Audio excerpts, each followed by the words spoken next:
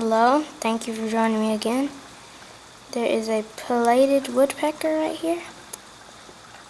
Just eating on something very nice. It's really cold outside. He's trying to get at a really good treat.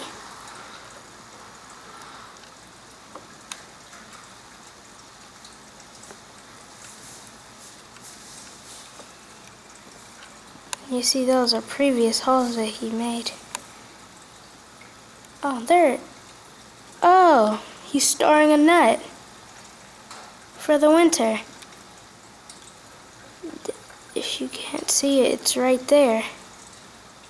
A nut, an acorn that he's just hammering down into the tree to save it for later. Alright, bye.